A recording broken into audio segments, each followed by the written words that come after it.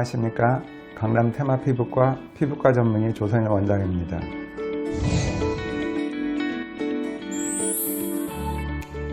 피부질환이 굉장히 흔한 질환이고 또 실생활에 많은 영향을 미치죠. 위험한 질환은 별로 없지만 생활에 많은 영향을 미쳐서 실생활에 많은 불편을 초래할 수 있습니다. 그래서 이러한 다양한 피부질환을 피부과 전문의한테 치료받기를 권해드리는 내용입니다. 이 피부질환은 여러 종류가 있는데요. 이 피부질환을 쉽게 감별할 만한 질환도 많지만 의외로 어려운 질환들이 꽤 많습니다. 지금 한국에는 거의 2,400명 분에 달하는 피부과 전문의 선생님들이 근무하고 있습니다. 이러한 분들은 의사 면허를 취득한 이후에 인턴 또 레지던트 4년 과정을 통해서 피부과 특정한 분야에 전문적으로 훈련을 받은 분들이라 여러 가지 다양한 사례들과 또 감별하기 어려운 질환들을 어떻게 구별하는지에 대해서 잘 훈련받은 선생님들입니다. 따라서 여러 가지 피부 문제가 생겼을 때 요즘에는 피부과가 워낙 보편화가 되어 있고 가까이 있기 때문에 피부과 전문의 선생님들을 통해서 진료 받으시기를 권해드리고 또 추천해드립니다. 저희 병원에서 주로 하는 질환들이 어떤 것이 있는지 저희 병원에서 주로 치료하는 피부질환 중심으로 저희가 설명을 드리려고 합니다.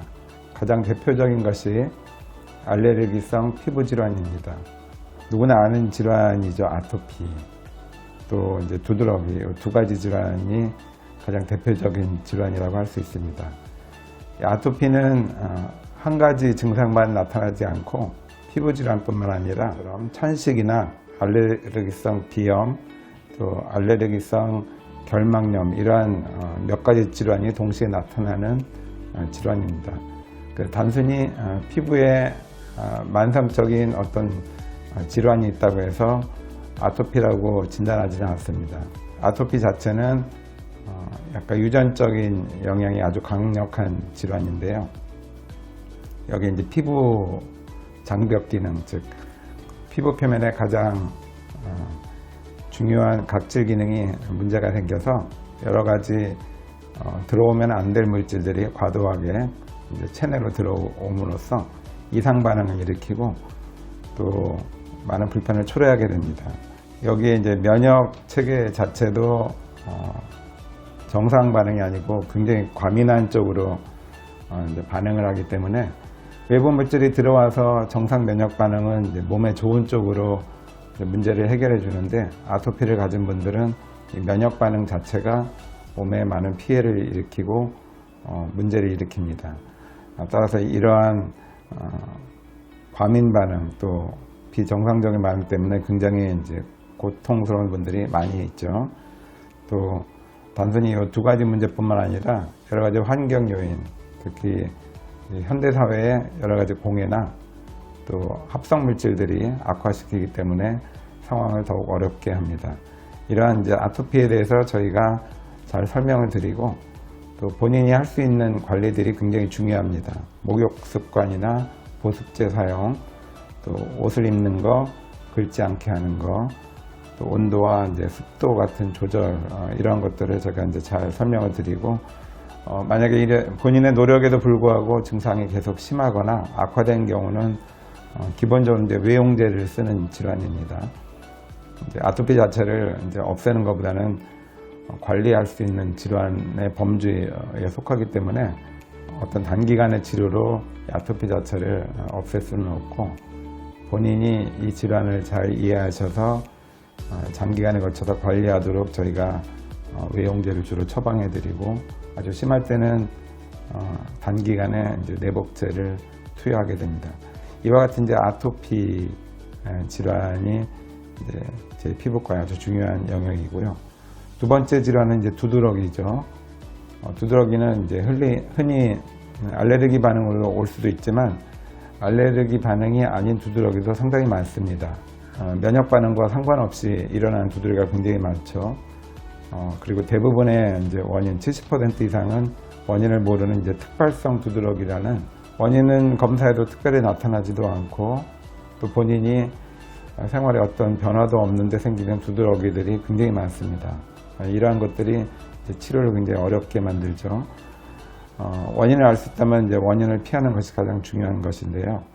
일단 원인을 피하고 또 의심되는 것들은 이제 조절하더라도 계속 증상이 악화된다면 약물로 저희가 이제 치료하게 됩니다.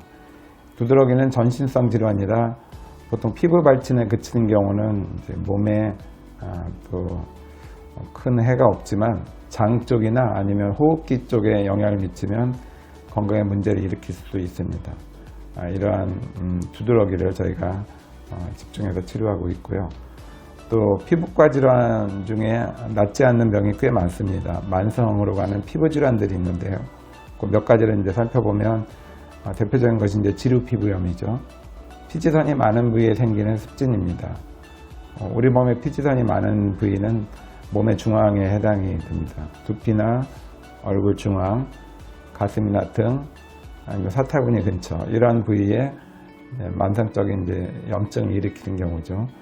원인 자체는 확실치 않지만 그래도 이제 밝혀진 원인 중에 상당 부분이 효모균이라고 해서 곰팡이의 일종의 이제 균이 있습니다. 이러한 균들이 많은 분들은 이 지루 피부염이 이제 자주 발생하고 심한 경우가 있어서 이 효모균에 대한 어떤 외용제를 사용하거나 먹는 약을 쓰기도 합니다. 또 면역 반응이 이제 정상적이지 않은 분들이 간혹 발견돼서 이 항면역 치료, 즉 스테로이드 크림이나 매복약 등을 사용할 수 있습니다. 지루 피부염이 있으면 따갑고 가렵죠. 그래서 자꾸 문지르거나 긁으면 이런 물리적인 자극 때문에 피부염이 악화되기도 합니다. 어떤 질환을 치료하다 보면 그 약물에 대한 부작용의 일종으로 그 지루 피부염이 악화되는 경우도 있습니다. 이와 같은 지루 피부염은 이렇게 계절이 바뀔 때, 지금같이 춥거나 건조해질 때 특히 심해지고, 또 정서적인 반응, 스트레스와도 굉장히 밀접한 반응이 있기 때문에 본인이 잘 스스로를 조절하시는 것이 중요하겠습니다. 그 다음에 이제 흔히 보는 접촉 피부염이죠. 피부과에서 주로 보는 접촉 피부염은 눈 주위, 입 주위, 그리고 이제 목 쪽에 잘 생깁니다. 잘 생각해 보시면은 어떤 물질이나 화장품을 발랐거나 향수를 쓰거나 눈 주위에 대한 약제나 눈화장, 이런 것들이 이제 충분히 의심되는 상황이고요.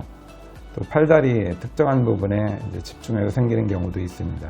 이 접촉 피부염의 특징은 대체적으로 이제 대칭으로 좌우가 옵니다. 특정한 부분에 어떤 물질이 닿는 것이기 때문에 한쪽만 오는 경우는 흔치는 않고요. 보통 이제 대칭으로 오고, 또 어떤 물질을 이제 쓰자마자 생기는 자극성이 있고, 처음에는 괜찮다가 한 달, 두 달 지나면서 천천히 생기는 알레르기성 접촉 피부염이 있습니다. 두 가지를 이제 저희가 잘 구별해서 설명을 드리고, 그에 맞는 치료나 또 원인을 피하도록 설명을 드릴 것입니다. 그 다음에 이제 수부습진, 손에 대한 습진이죠. 굉장히 많습니다.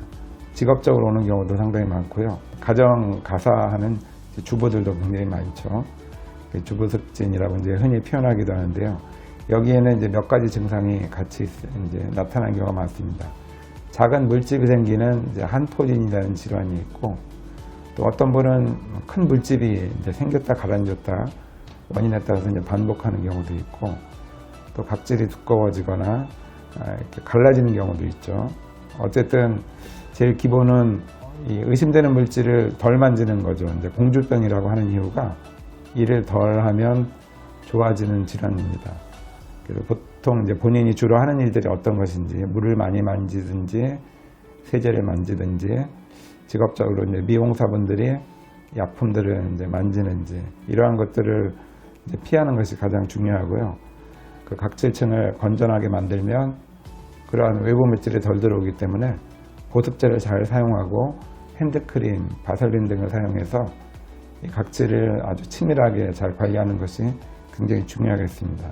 이제 증상이 심하면 이 약제를 단기간 사용합니다. 그 외에 이제 대표적인 피부 질환 중에 하나가 건선입니다. 상당히 많은 질환이고 많은 고통을 안겨다 주는 질환인데 아직까지도 이제 치료가 쉽지는 않습니다. 그래도 최근에 이제 약제들이 잘 개발되어서 전에 비해서는 상당히 완화시켜서 장기간 깨끗한 상태를 유지시킬 수 있는 질환입니다. 근데 본인이 이제 조심할 게 몇 개가 있는데요. 상처가 나면 잘 생깁니다. 이 건선이 팔꿈치와 무릎에 잘 생기는 이유가 우리가 이제 어디 부딪히거나 아니면 무릎 같은데 외상을 입게 되면 피부에 이제 자극을 주게 되죠. 그러한 자극이 이러한 피부염을 이제 악화시킬 수 있습니다. 또 하나는 이제 감염, 피부에 이제 염증이 생겨서 어떤 상처 반응이 생기면 그러한 부위에 잘 악화가 됩니다. 그래서 감염 관리, 어떤 염증이 생기면 바로 치료하는 거 이런 것이 필요하고요. 기후, 건조할 때 심해지죠. 또 스트레스, 아주 정서적으로 예민해지거나 날카로워지면 심해집니다. 그 다음에 약물 사용하는 경우 술과 담배 이런 것들이 악화시킬 수 있기 때문에 본인이 잘 피하시는 것이 굉장히 중요하겠습니다. 그 외에 이제 감염성 피부 질환으로 꽤 많이 오십니다. 대표적인 질환이 이제 사마귀, 무좀, 또 대상포진, 단순포진 같은 바이러스 질환, 농가진 같은 세균 질환, 연조증염, 즉 어떤 상처, 무좀 같은 데를 통해서 균이 들어가서 갑자기 특정한 부분이 상당히 심한 염증이 생기는 경우죠. 이러한 이제 감염증으로 이제 많이 오시는데요. 이 사마귀가 가장 대표적인 감염증 중에 하나입니다.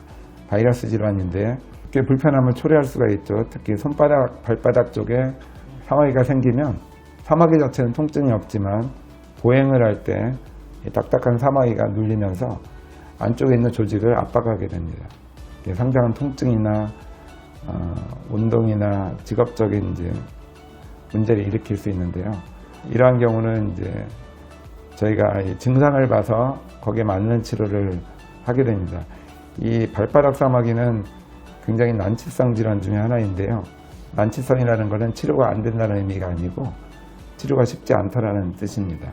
가장 좋은 방법은 이제 병원에 오셨을 때 저희가 발바닥 사마귀의 경우는 수술로 없애는 것이 가장 빠른 방법인데요.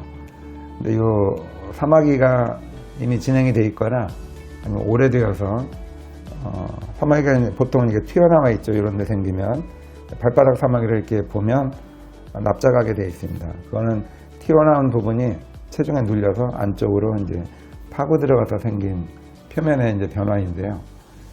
이 수술로 안쪽까지 파고든 것을 이제 다 제거하기 힘든 경우가 있습니다. 이러한 경우에는 수술로 한 번 아니면 어쩌다 두 번이면 없앨 수 있는 이제 발바닥 사마귀를 냉동요법이나 약물 치료나 레이저 치료로 여러 번 해야 될 수도 있습니다. 따라서 발바닥에 사마귀가 생긴다면 일찍 오셔서 바로 제거하시는 것이 최선이겠습니다. 그 외에 평범한 사마귀는 굉장히 치료하기가 쉽습니다. 점을 빼듯이 레이저로 이제 쉽게 제거할 수 있는데요. 이제 얼굴에는 이렇게 편평사마귀라고 해서 잘 알려진 질환이죠. 마치 주근깨처럼 연한 갈색으로 쭉 퍼져서 올 수도 있습니다. 또 이제 치료가 쉽지 않은 질환 중에 하나가 손톱이나 발톱 주변에 생긴 사마귀입니다. 이러한 사마귀는 일단 수술로 없애기가 힘듭니다. 왜냐하면 요 손톱이나 발톱 밑에 있는 피부 조직까지 사마귀가 파급되어 있기 때문에 일부라도 사마귀가 남아있으면 한 달 이내에 재발하게 되어 있습니다. 따라서 손톱, 발톱 주변에 사마귀가 시작되면 치료를 바로 하시는 것이 중요하고요. 만약에 진행돼서 손톱이나 발톱 밑에까지 파급이 되어 있다면 수술 치료는 권해드리지 않고 여러 번 하는 치료를 통해서 비교적 장기간 치료하게 됩니다. 이와 같이 이제 사마귀도 원인은 같지만 생기는 부위나 또 증상에 따라서 치료가 달라질 수 있겠습니다. 무좀은 이제 피부과에서 많이 치료하는 질환이죠. 약물 치료, 레이저 치료 등으로 치료를 잘 할 수 있는데요. 만약에 이제 간에 문제가 있으시거나 여러 가지 약을 드셔서 무좀약을 드실 수 없는 분들은 저희가 레이저, 루눌라 레이저 같은 것 등으로 이제 치료가 가능하겠습니다.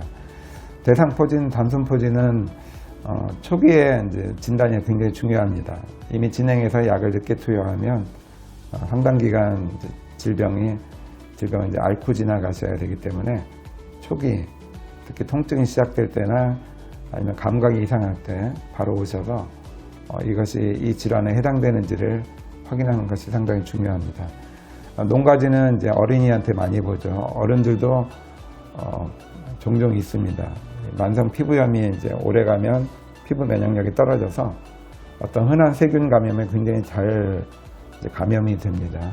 어떤 균은 거기 물집이 생기면서 이렇게 물집이 터지면 안에 있던 세균들이 주변에 이제 쭉 퍼지면서 여러 개의 수포성 질환을 동시에 일으키는데요. 치료는 굉장히 잘 됩니다. 단 면역력이 떨어진 분들, 이러한 분들은 이 질환으로 문제가 될 수 있기 때문에 수포성 어떤 발진 또 만성 피부염에 있다가 다른 것이 2차적으로 생길 때는 피부과 전문의를 통해서 확인받으시는 것이 필요하겠습니다. 그 외에 이제 일부 피부 질환으로 제가 주로 치료하는 것 중에 하나가 이제 내향성 발톱에서 파고드는 발톱이죠. 발톱이나 손톱과 이 피부에는 어떤 각도가 있습니다. 완만한 각도가 있어서 주변에 있는 피부가 이 발톱이나 손톱을 향해서 덮지를 않는데요.